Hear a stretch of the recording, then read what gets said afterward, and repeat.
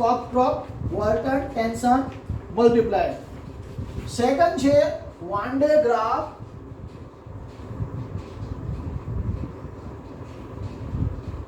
Generator.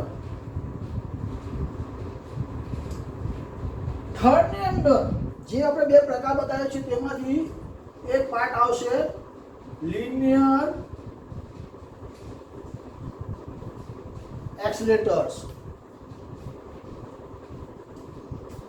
આગળની અંદર જે સેકન્ડ પોઈન્ટ બતાવ્યો હતો જેનો પાર્ટ સાયક્લિક છે, જેની અંદર સાયક્લોટોનનો અભ્યાસ કરીશું. જે પણ એક અગત્યનું એક્સિલેટર છે સાયક્લોટ્રોન,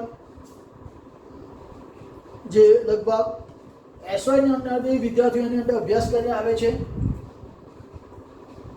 એનું કન્સ્ટ્રક્શન આવે, વર્કિંગ આવે, સમ ઓફ ધી ઇમ્પોર્ટન્સ એના એક્સપ્રેશન આની અંદર ખાસ અગત્યના છે જેને આપણે આમાં જોઈશું. આની લિમિટેશન પણ છે, એને લિમિટેશન આપણે કઈ રીતના રિઝોલ્વ કરીએ, એના બે પ્રકારના ડિવાઇસ અલગ પડી જાય. ઓકે, જેની અંદર એક પ્રકારની ડિવાઇસ એ પ્રકારની થઈ જેની અંદર મેગ્નેટિક ફિલ્ડ ને બદલવામાં આવે અને ફ્રીક્વન્સીને કોન્સ્ટન્ટ રાખવામાં આવે, જેનાથી એક ચોક્કસ પ્રકારની રચના થાય સિન્ક્રોટ્રોન્સની. એ પ્રમાણે જે આપણે પાછળથી અભ્યાસ કરીશું. બીજા પ્રકારની અંદર કે જેની અંદર ફ્રીક્વન્સી ઓફ ધી ઓસિલેટર જે ચેન્જ કરવામાં આવે અને મેગ્નેટિક ફિલ્ડને કોન્સ્ટન્ટ રાખવામાં આવે છે, એના દ્વારા જે ડિવાઇસ બનાવવામાં આવે છે, those device are presented by this configuration is known as the synchrocyclotron. એક આ પ્રકારની એક બી રચના બને સિન્ક્રોસાયક્લોટ્રોનની અંદર બી, જે આપણે સાયક્લોટ્રોનની અંદર ખાસ અગત્યનું છે. અને ત્યારબાદ એના એક્ઝામ્પલો સાયક્લોટ્રોનની અંદર ખાસ અગત્યના એક્ઝામ્પલો છે, જેની અંદર આપણે એના જે જુદા જુદા ઇક્વેશનો છે એનો ઉપયોગ કરીને આપણે પ્રોટોન અને ન્યુટ્રોનને અનુલક્ષીને એના એક્ઝામ્પલનો આપણે અભ્યાસ કરીશું. જેમાં આપણે એની જુદી જુદી ક્વોન્ટિટી, બીની કિંમત કઈ રીતના શોધાય, એફ કઈ રીતના શોધાય, હાફ પીરિયડ ટાઈમ કઈ રીતના શોધાય, એ બધી અલગ અલગ વસ્તુનો આપણે એની અંદર અભ્યાસ કરીશું. સેકન્ડ એક્સિલેટર આવશે એ બીટાટ્રોન, રાઈટ. તો આ પ્રકારના આપણી પાસે આખા એક્સિલેટર એ જુદા જુદા પ્રકારના આખું એનું આપણે આ નામ નિર્દેશ આપણે બતાવવામાં આવેલું છે તમને. એની અંદર જે જે બધા આવતા જશે એનો આપણે વિગતવાર ચર્ચા કરીશું. એની અંદર બધા જ પ્રકારના એક્સિલેટર, કોઈ નેગેટિવ ચાર્જ પાર્ટિકલને એક્સિલેટ કરે, દાખલા તરીકે આ બીટાટ્રોન, સાયક્લોટ્રોન એ પોઝિટિવ ચાર્જ પાર્ટિકલને એક્સિલેટર કરે. લિનિયર એ પણ અમુક પાર્ટિકલને એક્સિલેટ કરી શકે.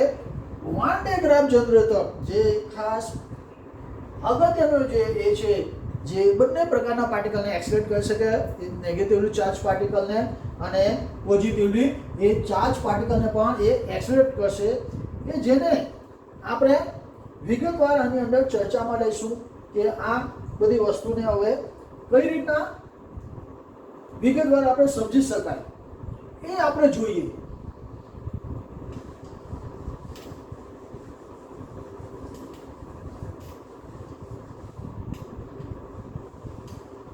અહીં આપણે પ્રથમ જે પહેલા પ્રકારનું એક્સિલેટર જે સિસ્ટમ છે, ધી કોકક્રોફ્ટ વોલ્ટન ટેન્શન મલ્ટીપ્લાયર. આ એક આપણી એક પ્રથમ પ્રકારની એક્સિલેટિવ સિસ્ટમ છે. The principal of this instrument is that of the cascade voltage rectification or voltage multiplications by suitable arrangement of high tension rectifier tubes and the charging capacitor are also arranged. એની અંદર દરેક વાલ્વની સાથે જે capacitor જોડવામાં આવેલા છે એ valve અને કેપેસિટરની આપણે વિગતવાર રચના જોઈએ.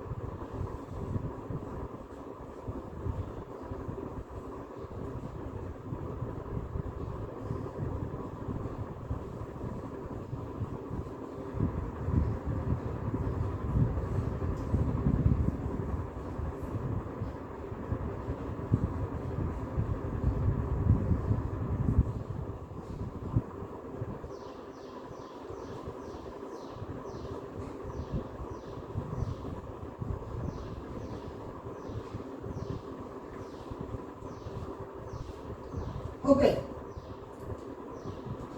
so this is a simple diagrams of Cockcroft-Walton tension multiplier. It contains a high voltage transformer and two tanks of the identical types of series capacitance are alternately connected by identical types of the high voltage rectifier. The high voltage setup transformer supply the AC voltage to be rectified by the high tensions to the valve V1, V2, V3 and V4. All this valve with a capacitor, this C1, second, 4 is C2, third is C3 and 4 is C4. They are alternately connected and the capacitor will be charged to a maximum AC voltage and gives the maximum voltage V0 in the next half cycle. C1 is not conducted, C2 will be conducted. In this case, the factor will increase, that is equal to twice V0. Next half cycle, it is the 3 V0 and again next is the 4 V0. Right. So in this case, we go on getting the charge. This capacitor higher and higher voltage. If a large number of such steps are used, so we can get a very high voltage in this way. A number of the steps, આપણે એની અંદર ઘણા બધા step આપણે ઉમેરતા જશું તો એ પ્રકારના આપણે વોલ્ટેજ મલ્ટિપ્લિકેશન ફેક્ટરની અંદર જે વધતો જશે V0, 2V0, 3V0, 4V0 અને એ પ્રકારના એના large amount of the energy potential આપણને મળતા જશે. અને it can be used, suppose કે n નંબર ઓફ ધી હશે, આ નંબર ઓફ ધી સ્ટેજ હશે તો આપણને nV0 બરાબર છે. ઓકે, તો એ પ્રકારનું આપણને એ હાઈ વોલ્ટેજ આપણને પ્રાપ્ત થશે. Where small N is the number of the high tension valve છે, એન કેટેગરીમાં આવશે, અને V is the maximum AC voltage. અને આ પ્રકારનું આપણને output result with the maximum voltage સાથે મળશે, which can use to accelerate the particle to a sufficient energy, right? So this is the first category of the Cockcroft Walton tension multiplier. કે આ એક simple પ્રકારની રચના છે કે જેના દ્વારા આપણે પાર્ટિકલને એક્સેલરેટ કરી શકીએ. ઓકે, આ ફર્સ્ટ કેટેગરી છે. હવે આપણે સેકન્ડ પ્રકારની કેટેગરીમાં જોઈશું, જે રચના એ ખૂબ અગત્યનું છે, જેને આપણે વાન ડે ગ્રાફ જનરેટર તરીકે ઓળખવામાં આવશે, જેને આપણે આખા લિસ્ટમાં અંદર જોઈએ, 2 નંબરમાં આપણે જોઈ ગયા, એને આપણે જોઈએ. પણ એની આકૃતિ શું છે, એના ઉપરથી એનું કન્સ્ટ્રક્શન, વર્કિંગ આપણે કઈ રીતના પ્રેઝન્ટ કરી શકીએ એને આપણે અભ્યાસ કરીએ. પ્રથમ એની આપણે જસ્ટ ફિગર ડ્રો કરીએ. ફિગરની અંદર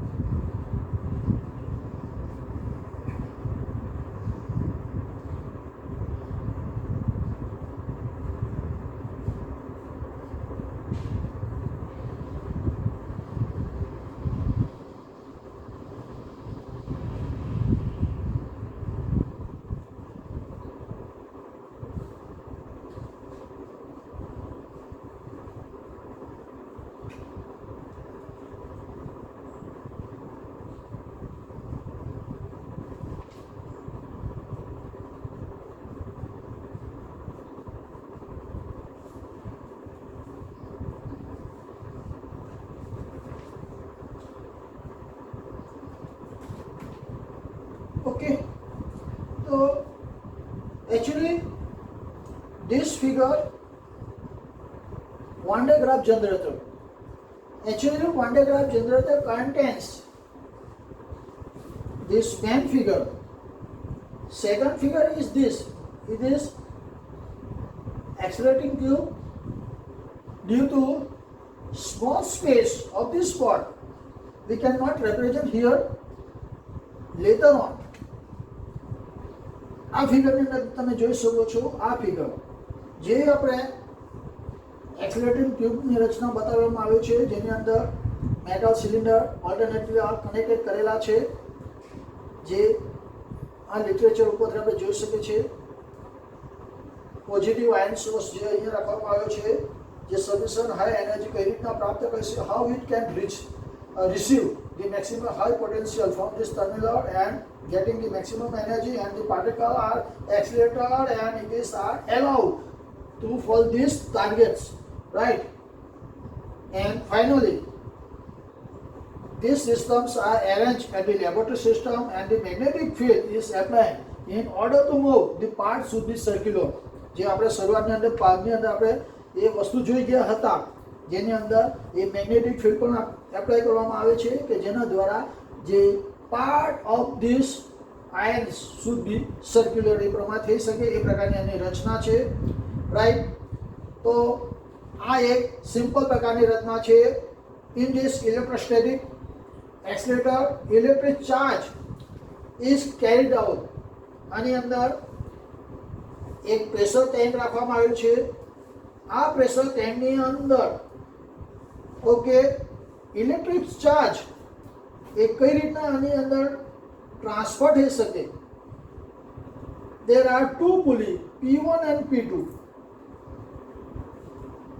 a frictionless insulated belt are moving up and down through this motor 50 to 100 kV મોટરને જે આપણે એની સાથે કનેક્ટેડ કરવામાં આવ્યું છે. આ કનેક્ટર દ્વારા એક પુલી જે હોલો સ્ફેરિકસ ની અંદર રાખવામાં આવેલો છે અને બીજો ભાગ એ છેડા પર રાખવામાં આવેલો છે.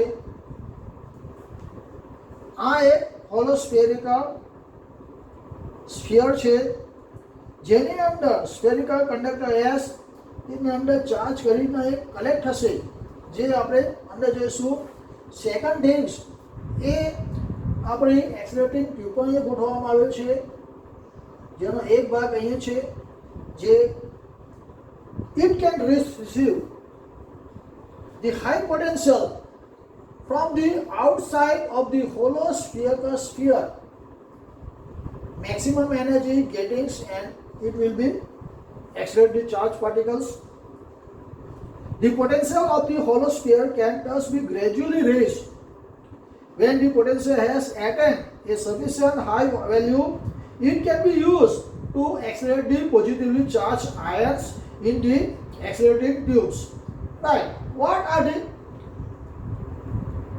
its construction of this Van de Graaff generator? A well-insulated endless bell beam is rapidly rotated between the two pulleys P1 and P2.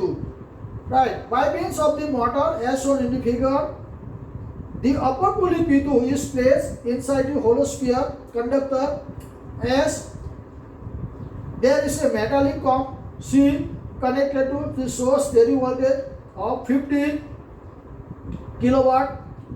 Positive charge is sprayed. Positive charge is sprayed over the moving belt by a metallic cork C. The belt is moving upward, carrying this charge into the hollow sphere. So this positive charge on entering the hollow sphere, it can be neutralized. Corresponding to this positive charge on inside, and some of the positive charge are collected outside the hollow sphere. Then the induced and equivalent negative charge on its inside and corresponding to positive charge on its outside. The negative charge is sprayed by the comp C dash onto the bell and thus neutralize the positive charge on it. The net result is that the positive charge are in fact transferred from the moving bell to the outside the sphere. The bell returning to the bottom, the charge again is delivered. When the inside the sphere charges are thus accumulated and distributed on the surface and the sphere. As the charge on the sphere accumulated, its potential is gradually increases. The charged particle will are to be accelerated are produced by a gas discharge ion source I placed inside the hollow sphere S over accelerating tube G. The accelerating tube is evacuated and contains a number of the insulated metal cylinder sheet. This insulated tubes, it is the accelerating tube. We have already observed in this material this type of the arrangement. This second figure is this type of the arrangement. In with the this number of the these metal tubes are arranged and they are alternately connected with the radio frequency oscillator, and the particle is passing through with getting the higher and higher energy, and at the getting of the maximum energy it will be diverted through the magnetic field and allow to strike the target nucleus, right? So a potential gradient exists from the top to the bottom. The ions are accelerated at the gap between the cylinder where intense electric field exists. A high accelerated ions are deviated by the suitable and adjustable magnetic field M and made to strike with the target nucleus, and then the nuclear reaction will be possible. So in this way, how we can getting the maximum energy on delivering this charge? Some of the are neutralized and the number of the positive charges are collected at the outside and the getting the maximum potential which are allowed to the positive ion source. In this way we getting the maximum energy, and in this way the Van de Graaff generator is used to accelerate the particles. This device, Van de Graaff generator, is most important because this device is not accelerate the positive charged particle, but it is also the negatively charged particles.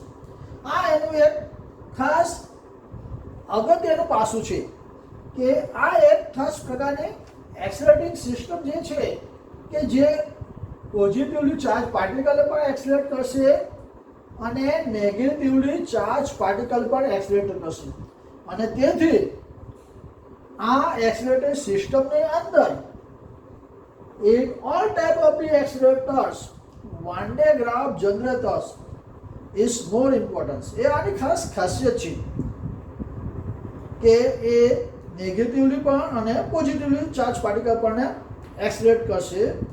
તો આ આપણા જે એક્સેલરેટર સિસ્ટમની અંદર જે second number આવે છે જે આપણો Van de Graaff generated system છે, જેની આપણે રચના આ પ્રકારના આકૃતિ નંબર આ એ અને આ 2 નંબરની અંદર આકૃતિ નંબર અને એક્સેલરેટેડ ટ્યુબની અંદર જોઈ ગયા. આ રચના એકચ્યુઅલી એ કશું નથી, પરંતુ એ જે આપણું થર્ડ ટાઈપ ઓફ ધી એક્સેલરેટર આવશે જે લિનિયર એક્સેલરેટર છે તેની અંદર પણ એના પ્રકાર જેવી રચના બતાવવામાં આવેલી છે, અને એક એનું સિમ્પલ એનું કન્સ્ટ્રક્શન છે જે આપણું એ ત્રીજા પ્રકારનું એક્સેલરેટર છે જે લિનિયર એક્સેલરેટર છે, જેને આપણે ડાયરેક્ટ ફિલ્ડ એક્સેલરેશનની અંદર બતાવવામાં આવેલું છે, અને according to the part of the particle એને ફર્સ્ટ કેટેગરીમાં દર્શાવવામાં આવેલું છે. ઓકે, કે જેનો part of the particle A straight line છે, રાઈટ, લિનિયર છે. તો આ જે વસ્તુ છે એનો આપણે હવે આવતા લેક્ચરની અંદર અભ્યાસ કરીશું. આજે જે આપણે બેઝિક એક્સેલરેટર શું છે તે આપણે જોઈ ગયા, અને તેની અંદર આ 2 પ્રકારના એક્સેલરેટરનો આપણે અભ્યાસ કરી ગયા છીએ, અને એ આપણે આ એક્સેલરેટર થઈ ગયા હવે બાકીના જે એક્સેલેરેટરો છે, લિનિયર એક્સેલેરેટરો છે, સાયક્લોટ્રોન છે અને બીટાટ્રોન છે, એની અંદર હવે જે પ્રકારના એક એક્ઝામ્પલો આવતા જશે એ ખૂબ પ્રકારના ઇમ્પોર્ટન્ટ એક્ઝામ્પલો છે. લિનિયર એક્સેલેરેટરમાં પણ આવશે અને સાયક્લોટ્રોનમાં આવશે. ખાસ કરીને આ બેમાં બીટાટ્રોનમાં લગભગ નહીં વચ્ચે, પણ બીટાટ્રોન એ એની અગત્યની થિયરી છે. એ નેગેટિવલી ચાર્જ પાર્ટિકલને એક્સેલરેટ કરવા માટે છે, પણ એની અંદર એક એનું કન્ડિશન છે, એ ખાસ ઓબ્જેક્ટિવમાં આવી શકે છે. આપણે એને નેક્સ્ટ આપણા લેક્ચરની અંદર આપણે એને કવર કરવાનો પ્રયત્ન કરીશું. અહીં આપણે આપણું લેક્ચર સ્ટોપ કરીશું. આવતા લેક્ચરમાં એ ફરી પાછું આપણા આગળના એક્સેલરેટરનો અભ્યાસ કરીશું. ઓકે.